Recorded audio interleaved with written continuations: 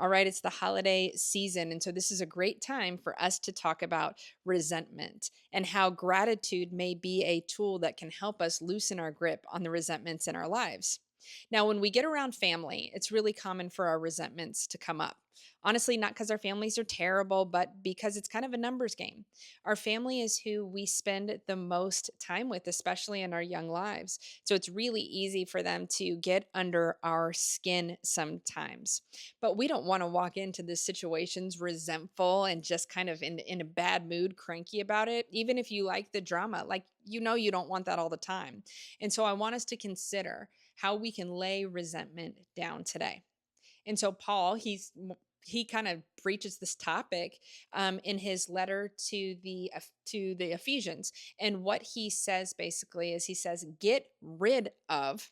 And then he lists off these attributes that really often are shown in resentment. He's like, hey, get rid of anger, get rid of slander, like speaking poorly about each other, get rid of fighting, get rid of, and he lists off this long list of things that we need to get rid of in our lives. And he says, instead, to forgive because we've been forgiven. All right, this reminds me of like taking out the trash. Right? You don't grab a trash bag, full of trash and like hug it. Like, no, that's nasty. You take it, you put it in the bin, you put the bin by the street, the truck comes and takes it and puts it into, the dump, and right, we get rid of the trash. And in the same way, I think Paul's telling us, hey, take the trash out. You don't need these things in your life. Instead, focus on forgiveness. And so forgiveness isn't saying that what someone else did is okay. No, it's setting it down. It's taking out the trash because you don't want to carry that around. So Paul says, get rid of those things. Take the trash out. And I'll drop the verse down below so that you can check it out because it's great, of course. And then in another letter, he kind of tells us something that we can focus on instead of those resentments in our lives, right? Take that trash out.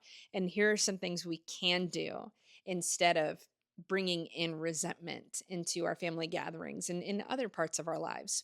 And so in his letter to the Philippians, he goes off in this great section where he tells us what to focus on. And it starts with whatever is true, right? Because resentment lives in hypotheticals. Like, I just know they're going to say that thing. I know they're going to bring that thing up from 10 years ago. When it comes to whatever is true, right? What is true doesn't live in hypotheticals. What is true focuses on the moment, focuses on what's actually really happening. And when we focus on what's happening in the now, it helps us to be grateful in the now as well. So whatever is true, don't live in the hypotheticals. Even if someone does something you think they're going to do, at least you didn't have to be pre-mad about it.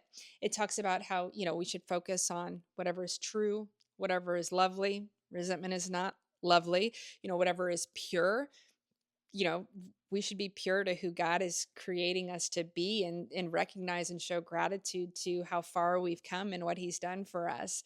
Right? Resentment doesn't foster any of that. Whatever's praiseworthy, the list is neat. I'll drop the verse below, but there are things that we should be focused on, and none of them have to do with resentment.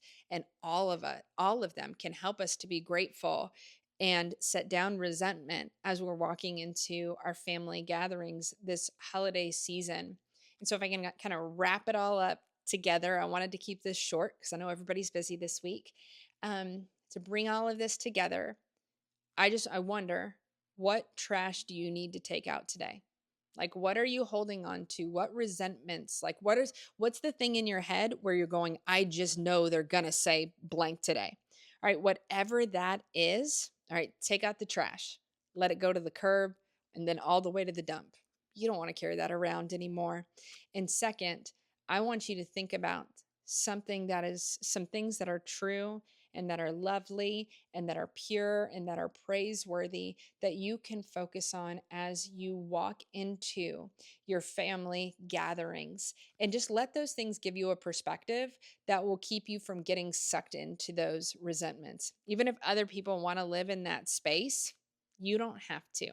You don't have to get sucked in, and hold the trash anymore. So consider those things, take out the trash, focus on what is good, what is right, what is true. And I think that's a great way for us to loosen our grip on resentment walking into this holiday season. So I hope that's helpful.